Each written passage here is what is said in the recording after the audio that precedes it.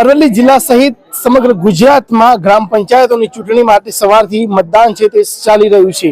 અરવલ્લી જિલ્લાની વાત કરવામાં આવે તો સૌથી મોટી ટીંટોઈ ગ્રામ પંચાયત ખાતે વહેલી સવારથી જે મતદાન છે તે શરૂ થઈ ચૂક્યું। દ્રશ્યો બતાવવા માંગીશ કે વહેલી સવારથી જે વૃદ્ધો સહિત જે પુરુષ અને મહિલાઓ છે તે મતદાન મથક ખાતે પહોંચી છે અને પોતાના મતાધિકારનો ઉપયોગ કરવા માટે અને ખાસ કરીને ગામનો જે સરપંચ જે ચૂંટવા માટે જે ઉત્સાહનો માહોલ છે તે જોવા મળ્યો છે।